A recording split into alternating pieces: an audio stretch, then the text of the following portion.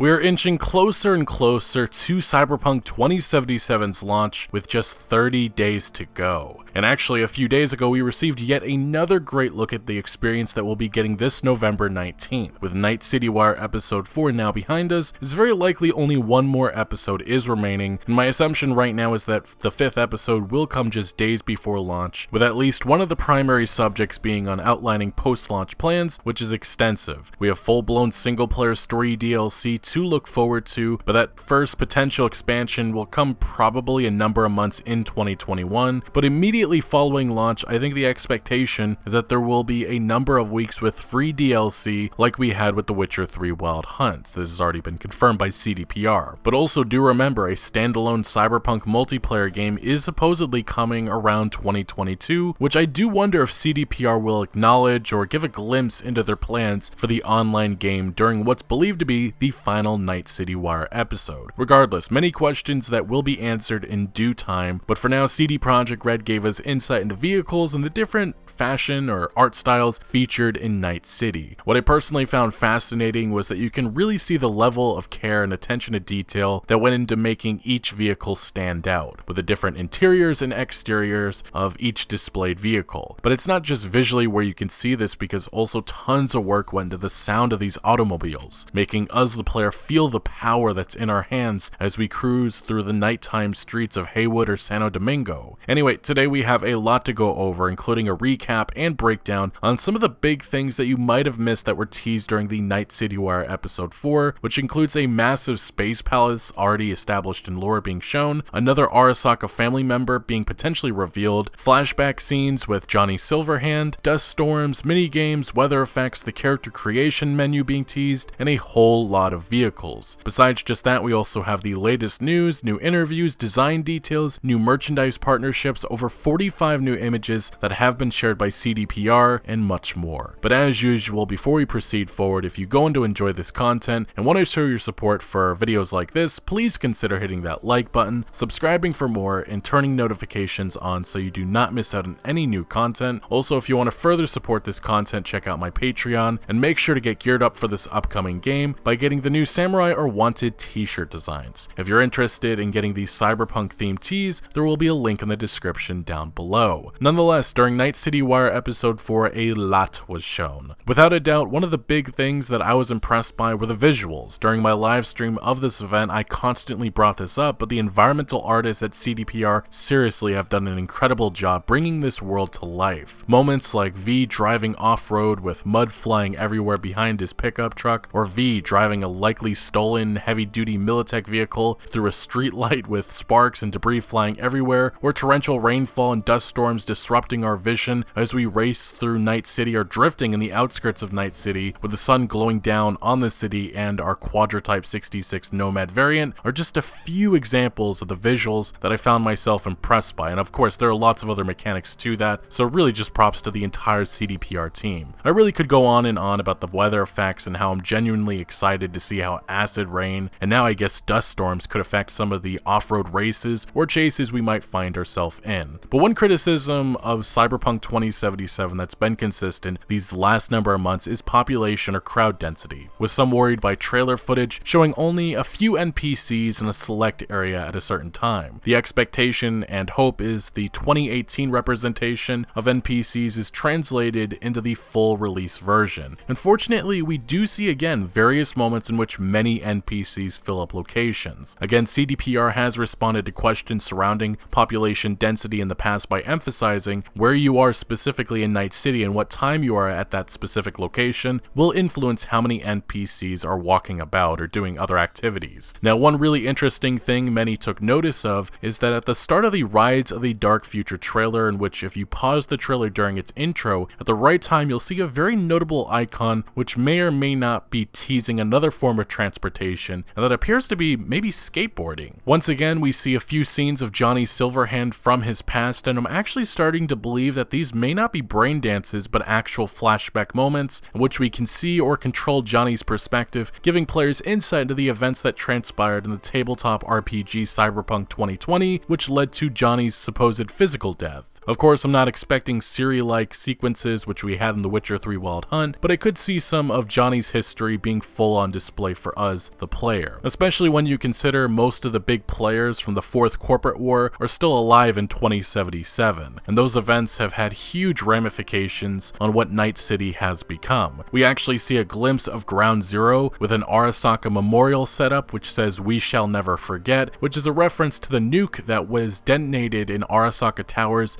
obliterating city center and much of downtown Night City in 2023 during the Fourth Corporate War. This disaster would leave Night City rebuilding for the next few decades. Anyway, back to the new trailers. There was one strange brief scene that was shown that I'm a bit confused by because it looks like Militech agents are beating up V, and in the background we see what appears to be a nuke that has gone off on a city. I can't tell if this is actually happening in the present of 2077 or if this is some misdirection, with maybe this just being a reference to what happened in 2023, like this being some sort of display, or maybe this is a flashback moment and we're actually not V. Either way, this scene is shown so briefly that it really could be anything. Throw your best theories of what's happening down in the comments. But speaking of Militech, we once again get a good look at their updated uniforms, and they are dressed in some sort of custom EOD bomb suit with their eyes or goggles glowing in red. Overall, I personally really dig the design. We once again see a moment from the 2018 gameplay demo shown here in 2020, with Meredith Stout's updated scene being put on display with the lighting effects notably looking a lot better. The scene just looking a lot more sharp overall, but it's not really easy to compare the scenes because the time of day is different. Throughout the in-style trailer, we can see the generosity of the talk show hosts, with them giving away things Ellen style, with one homeless looking dude receiving some high-end Militech arms. An example of maybe a world event or random moment is shown with a cargo ship crashed into a house, with the NCPD investigating with what appears to be a hazard team on site. Jackie Willis is shown alongside V a few times with us, getting beat up in a club, him obtaining some gold handguns, dual wielding them, and it looks like we might actually meet his mom at some point. Now, one thing that I keep looking for in these trailers is potential mini games and activities. We of course have racing through and on the outskirts of Night City. Also, there seems to be maybe some time trial activities for us to take part in. I base that on V driving through what appears to be an obstacle course somewhere in the Badlands. I can't tell if this is a tease or not, but I have to wonder if pool is going to be something we can play. Going back to the 2018 debut trailer, this has been something that's been kind of hinted at as something that we can take part in. I did also notice a few times that arcade machines popped up, and I again wonder if this is just on display for world building or maybe something that we can take part in. We know for sure that CDPR is hiding some of the mini games we can take part in, as revealed in a recent interview by CDPR's Patrick Mills. Add these two potential romance options, but we finally get to hear Lizzie Wizzy speaking to V, and Claire, the Afterlife bartender, appears to be in the passenger seat of one of our races shooting at opponents. A mysterious younger Asian woman with guards is briefly shown, and some believe this could be Hanako Arasaka, the youngest child of Arasaka CEO Saburo Arasaka. Technically speaking, Hanako would be around 80 years old in Cyberpunk 2077, although because of technology everything is kind of backwards. I mean, Yorinobu Arasaka looks like he's in his 40s to 50s, when in reality he's supposed to be 82 years old. Saburo is 158 years old. You'd expect him to look like a dried up apple at this point, but he looks like he's half his age. I guess the point is that it's possible, but the more likely is that this is a different Arasaka family member, that being Michiko Arasaka, granddaughter of Saburo, who Mike Pondsmith earlier this year teased as having an appearance in the game. Michiko Arasaka is the daughter of the eldest Arasaka child, Kei, who died at the end of the Fourth Corporate War. Michiko has been described by Mike Pondsmith as Battle Angel Alita crossed with a mad girl genius. In 2077, it's unclear what her age actually is, but she likely would be in her 60s or 70s. Another character that has aged well is Johnny Silverhand's old samurai bandmate, Kiri Eurodyne, who we saw in a flashback in a recent trailer, and now we see his older self living in a villa in North Oak. But probably the most substantial thing other than vehicles that was revealed during Night City Wire Episode 4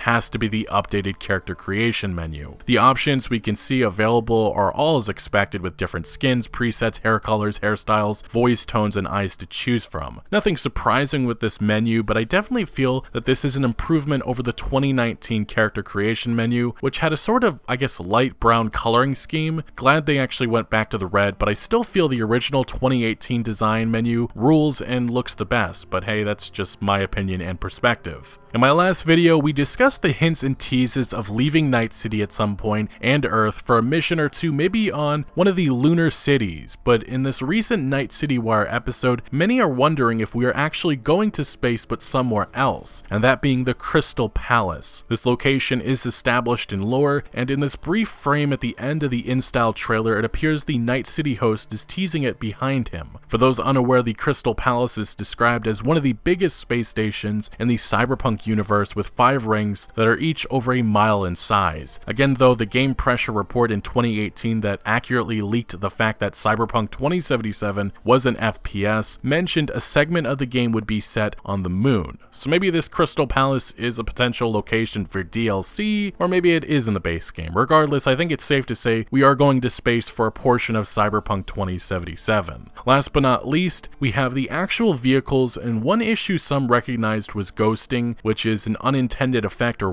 bug on some of the vehicles as they race by. Fortunately, CDPR's global community lead Marcin Momot confirmed that this issue has been already resolved by the team. During this new vehicle footage, we were introduced to a new class of vehicles not mentioned in the World Book of 2077, and that is the Heavy Duty class, which includes a new manufacturer being Kaukas, which comes from the Soviet Union, which yes is still around in 2077, although very different. 2 models of this brand are shown, including the Bratsk and Zaya trucks. The Militech Behemoth is another heavy-duty vehicle that is revealed. But throughout this trailer, we see different vehicle specs for each make and model, seeing clearly the differences in quality. Comparing economy cars like the Archer Hella and the Thornton Colby to hypercars like the Herrera Outlaw and Rayfield Caliburn is a night and day difference, not just in appearance but power. Now, one detail that you might remember or be confused by is that some vehicles don't actually have any windows. A lot of the mid and higher tier cars actually shown don't have the typical glass windows, and that's on purpose, as it's for protective purposes, and also in 2077 a full display inside of the car is made possible thanks to Crystal Dome technology, which is basically an LCD screen that wraps around the inside. This was previously mentioned and revealed recently by Pavel Milnicek, art director for characters and hard surfaces at CDPR. But within this new footage, we see a lot of different vehicles, and I know some were nervous about there not being enough base models, but hopefully this puts most concerns to rest, as a lot of different and unique variants are shown, including some faction-specific cars like the Golden Valentinos themed Villafort Alvarado, or the beat-up 6th Street themed Chevrolet Thrax, or the Golden Tiger Claws themed Quadro Turbo R, or the yellow Nomad Aldecados themed Thornton Galena, and red Aldecados themed Brennan Bike, or the race themed Thornton Colby pickup truck. We also see many other variants for other vehicles like a Mizutani Cheyenne, which features a white colored racing theme, which maybe this is a reward or incentive after you complete a certain street race. CDPR also put an emphasis on highlighting how interiors of each model is different, as we can see with a Brennan, a Quadra, and then a Mizutani, and then a Rayfield, which if you actually slow the footage down very briefly, you can see the car's LCD-like screen turn on inside of the car, so you can view the outside, because again, most of these expensive cars don't have glass windows. One of the big surprises with vehicles was the partnership announcement of Porsche and CDPR, which based on lore, this actually made perfect sense, as in a mini adventure for Cyberpunk 2020, Johnny Silverhand actually owned a Porsche, and in 2077 it looks like V somehow obtains his old whip. Porsche actually published a live-action video which is supposed to make it look like Johnny broke into their facility and stole the car, which is specifically a Porsche 911 Turbo, which just looks amazing and awesome, and it's going to be really fun to use it. This is actually just one of maybe who knows how many more real-world automobiles that will be featured in the game. Keanu Reeves' very own Arch motorcycle Method 143 was revealed to be coming to the game. If you don't know, Keanu co-founded this motorcycle company just a number of years ago, and the crossover just makes a lot of sense.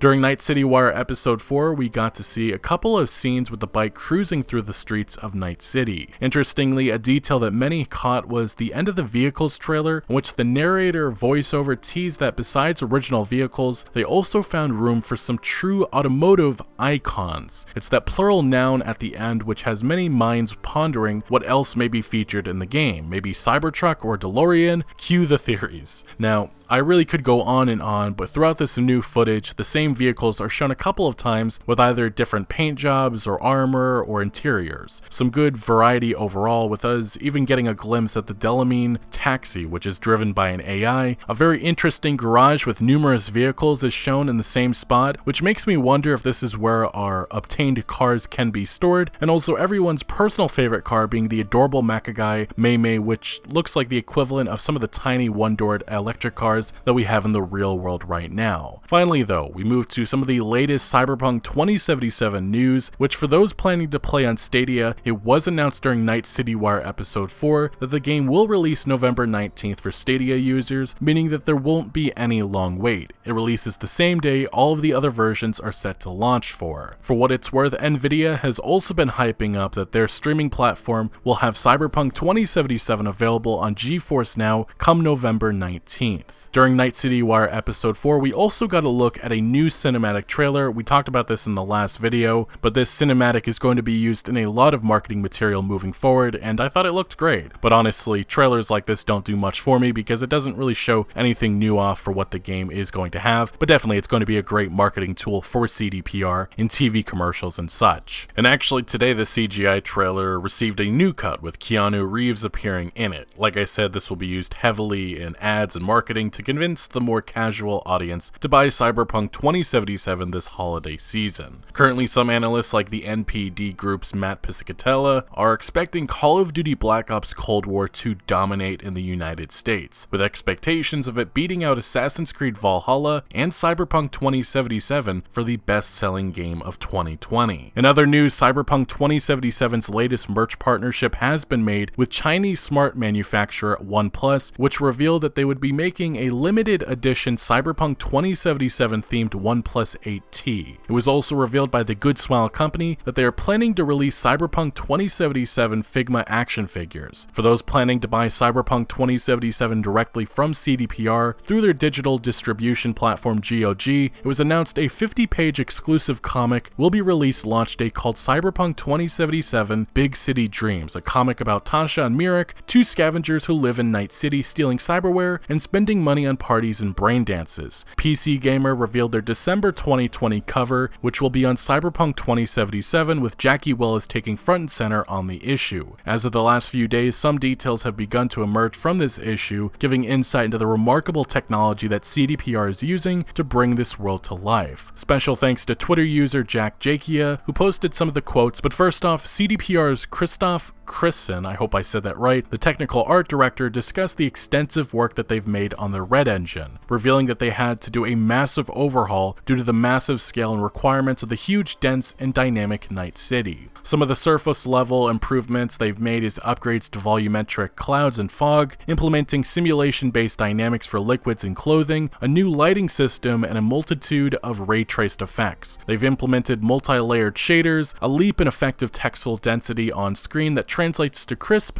detailed environments, new async compute pipeline to better make use of brand new graphics hardware built for DX12, the new API of choice for Cyberpunk 2077. There's a system for procedural asset generation allowing for attention to detail on an unprecedented scale. Essentially, we made the engine highly customizable, the CDPR dev reveals. And with the graphics on the screen, which comes from the PC Gamer issue, it mentions their clothing system, which allows for more realistic layers with textures not tearing, car destruction, which results in every vehicle falling to bits of pieces in a unique way, with our glorious crashes leading to an incredible work of art, and lastly, a proxy system helps PCs not sweat. CDPR's Jacob Napik, lighting and FX art director, would next emphasize the importance of ray tracing, saying that diffuse illumination, reflections, ambient inclusion, and shadows will all be improved upon or enabled with real-time ray tracing. Ray tracing brought simplicity to the table for the team when it came to testing and iterating. Now this next detail is actually a big one, especially considering many have wondered how it's possible that Cyberpunk 2077 will run on this current generation of consoles and how it has lower minimum specs than expected for PC players. CDPR reveals that when it comes to hardware, since the beginning, whatever tech they wanted to be implemented next, it had to be scalable. So how this game is able to run on consoles is thanks to lots of optimization over the years, and more specifically, CDPR developed a special hierarchical hierarchical geometry simplification pipeline tool dedicated to managing high-res textures. It essentially creates simplified in-game models from the high-resolution models. High-resolution models are loaded around the player camera alone, while these low-res proxies are kept at a safe distance from the player's eyes. You might not notice much of a difference during gameplay, if any bit at all. This allows Cyberpunk 2077 to fit within a reasonable amount of memory, a vital measure to ensure wide compatibility and performance. Lastly, we get insight into the facial animation technology CDPR is using for Cyberpunk 2077, which is called Jolly, Jaw and Lip Integration, capable of complete automation of lip syncing and facial animation that offers developers complete control to fine-tuning the end result. An example video of this software is included by this Twitter user, which shows how Jolly looks when being utilized. CDPR's animation director Sebastian Kalemba stated that doing facial motion capture for every NPC in the game is impossible. You have to remember that we're talking about recording massive amounts of lines with numerous actors across different localizations, cooperating with studios all over the world for sessions and doing voice-over pickups all the way until the very last moment sometimes. Using Jolly, we're able to successfully overcome many difficulties, for example logistical ones, that this undertaking would otherwise pose with regular facial motion capture. But pretty much as you can see in the screenshot from this PC Gamer issue, this tool allows CDPR lots of customization with designing characters' faces as they talk with us. That includes the smallest things like brow and eye movements, which can really express key emotions that CDPR wants us, the players, to maybe pick up on. With many of these open world games outside of cutscenes, this has been a struggle, and I really am looking forward to seeing this tech in action and seeing the expressions on NPCs' faces as they get angry, sad, nervous, or whatever emotion that they are feeling. This is all the innovation that genuinely excites me, because I'm hopeful this ends up being a slam dunk and sets the bar higher with expectations for companies making games like this. In some other news, a new gameplay screenshot was shared by Brian Deckard, who portrayed the character Connor in Detroit Become Human, and he actually will appear in Cyberpunk 2077 playing a robot once again. Well, a little, maybe less mobile one, with him appearing to be a vending machine. Amelia Rose Blair, who portrayed Tracy in Detroit Become Human, will also appear. She's the unknown female character right beside Brian's vending machine, and it appears that there's some sort of goofy side quest that they'll have our character V taking part in. Next, we move to over 45 new Cyberpunk 2077 images that have been shared by CD Projekt Red in a press release. We start with this Nomad vehicle, which is preparing for a race, and that is the Mizutani Shion, which has been shown a couple of times, and it appears that this is an Aldecados themed vehicle. The next one is a 6th Street Gang themed vehicle, and it's the Chevron Thrax Combat. We've seen this car a couple times as well, and on the side of the car I believe it says "Live Free, Die Hard," which seems to be a motto of this gang. Then we have the Makagai Mei little Fiat-like car making its way through a little shopping mart within maybe Japantown. Then we have the Quadra Type 66 Avenger drifting through a part of Night City, and then with the sun beaming down on it, we have the expensive high-end Rayfield Caliburn. Then to another street race setup, we have the Thornton Colby pickup with some writing on the side, which I believe it says "The Father Knows." And then we have the Thornton Galena Aldecados themed, as it again prepares for a street race. Then to the Villafort Alvarado, and this is actually an interesting detail just about this brand in general. All of Villafort's model names are derived from famous explorers, and I guess in the Cyberpunk universe this is seen as controversial because all of these explorers have done horrible atrocities in history. But we move on, and in this next image we have female V driving the Yaiba Kusanagi, a prominent vehicle in marketing thus far, and she's looking upon a holographic on the side of a building, glowing in pink, which looks like a shot straight out of Blade Runner 2049. If you've seen the movie, I think you know what I'm talking about. And the next shot we have an image which is of Keanu Reeves' motorcycle, the ARC motorcycle, Method 143. Then we have the mid-class passenger car, the Archer Quartz Basic, which is very basic, but this is the base model of the vehicle. And then we finally have another motorbike, and that is the Brennan Apollo, another basic model in white this time around. And then just to show the different variations of the same vehicle, we have another version of the same car just in red with, I guess, some type of suitcase on the back of it for storage. And then as we continue, we have the Chevron Emperor Basic, which looks like would be a great vehicle just for ramming through things. And then again, we talked about this vehicle a little bit early on. We have the Chevron Thrax Basic, again the base model of this car that was shown in the vehicle footage as well. The Herrera Outlaw, a high-end vehicle for Cyberpunk 2077, which seems like it's going to be expensive and hard to come by. Here we next have the Mahir Supran, a base model for this vehicle. And if you're not familiar with this brand, it's pretty much low-end vehicles that have promised in the 20s and 30s of this universe that they would give purchasers affordable, high-tech economy class vehicles, and that's exactly what it is, although in 2077 it looks like it has not aged all that well. But then we have another look at the Makagai Mei Mei making its way through the streets of Night City. The Mizutani Shion, the base model, is shown here, and then we have another look at the Nomad version of this vehicle with blue, and then another look at this same Nomad vehicle just in red this time around, and then we continue forward. We have the Quadra Turbo base model, and then the Quadro Turbo R, and then another variant of the Quadra Type 66 is here with some type of shark fin spoiler, I guess that's the best way I can describe it myself. And then we have another variant, which is the Nomad version of the Quadra Type 66, and then a base model of the Quadra Type 66 with a number on the side colored in orange, clearly a Dukes of Hazzard inspired vehicle. And then we move to, I believe this is an image taken somewhere in North Oak, but we see the Rayfield Erendite. Obviously these more expensive vehicles, they don't have the typical glass windows that you can see from the inside and outside, and that makes sense in the Night City universe with how badly crime is, and it's for protective and safety reasons, but also it just looks good. And then we see another high-end vehicle, which is the Rayfield Caliburn, which I believe it's in gold and white, looks beautiful. And then we move to one of the mid-class passenger cars, that is the Thornton Colby Basic pickup. And then we see another version of the same car, the Nomad version, and then again another version of this,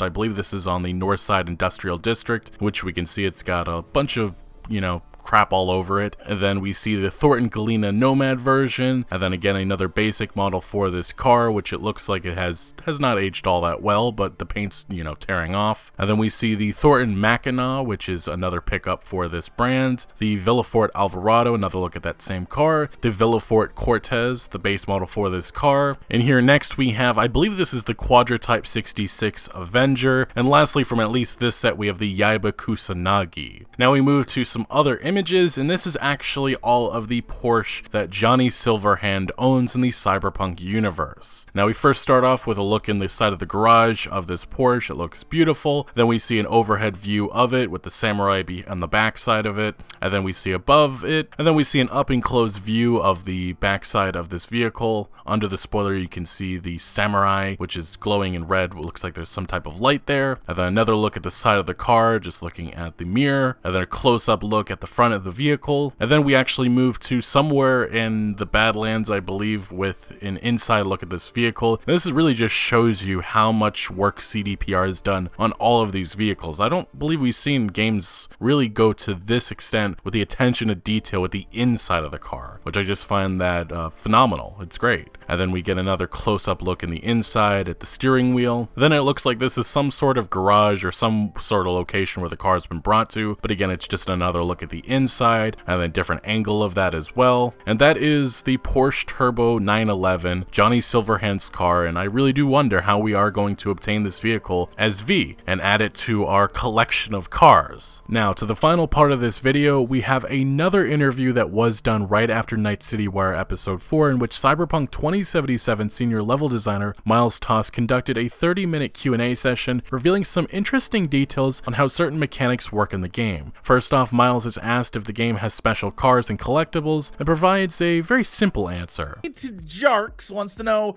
is there going to be some sort of special car or special loot, like one in a playthrough thing, like a DeLorean or some collectibles?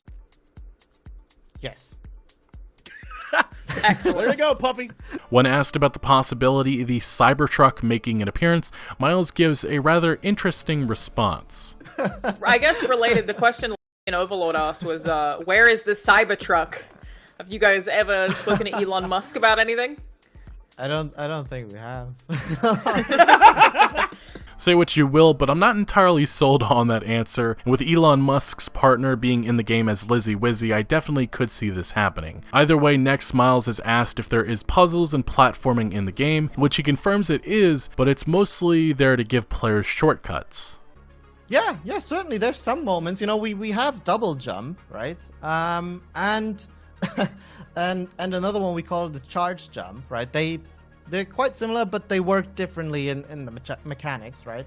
And you know, like, of course we try to sort of incorporate that. And as I said, you know, we like when we have platforming segments, it's mostly to sort of allow players to move places faster and get into positions that might be favorable to them, maybe a sniper position, right? But we always also need to consider that there is a variation of the game where a player might not have the double jump or anything, right? And we don't want them to just be able to get, like, to completely get stuck, right? So always need to consider, okay, if there's a player without double jump and he needs to get there because Jackie, the quest NPC, is waiting over there, we can't just block him, so we need to kind of find a way around. Again, this is something that was mentioned in many past interviews, but certain quests have 7+ ways to go about them, with all different outcomes, and with what cyberware or skills that you have enabled, it will open up different possibilities for you, the player. But next, Miles discusses lootable cyberware and reveals that this is possible, but a bit more complicated than simply saying just yes. Can you steal people's enhancements? This is actually like this is something that really took us a long time to figure out and where we stand with it. Ultimately, we decided that you'll be able to loot cybernetics in some scenarios, right? They're like a special case scenarios. It's not like we always had this thought about, is it okay for us to allow V to be like the butcher of Night City and walk around and collect people's body parts, essentially? And yeah, but then you also have to kind of figure out, okay, but then how do you acquire cyber? Is it only through buying it, right? Or is there different ways? Can we make it cool when it comes to like open world exploration, right? Can we provide it as a reward somehow? And yeah, we had to sit down and come up with ways of doing that. So the short answer would be, yes, you'll be able to loot cyberware.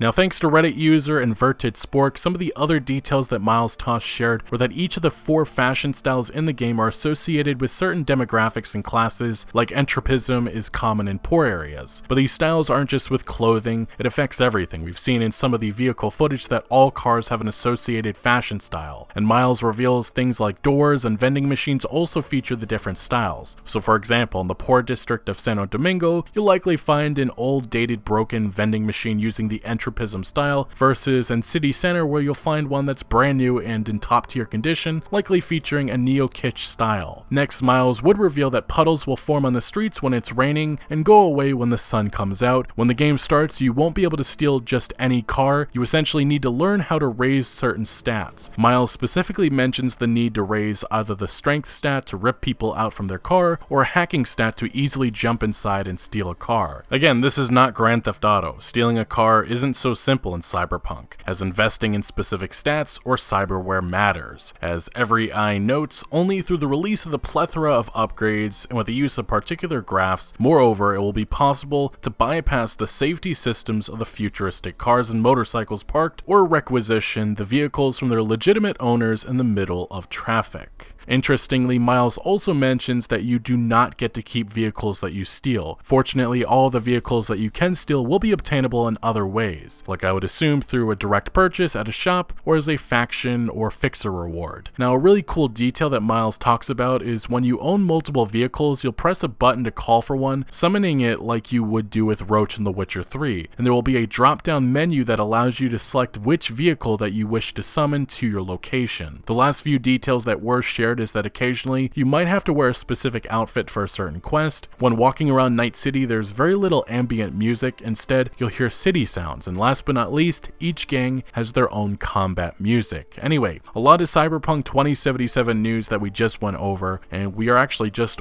1 month away from release. The wait is nearly over. But let me know your thoughts on everything that we did discuss today down in the comment section below. But thank you for watching. Make sure to leave a like if you did enjoy this video, or if you found any informative value, and make sure to follow my other social media accounts for updates on new videos. Links are always down the description below. I'm most active on Twitter, giving opinions on news that I do not always get in video form, so do make sure to follow me over there. Also check out my Discord for all sorts of discussion on games, and again, thank you for joining. Consider subscribing for more videos like this, and I'll see you later.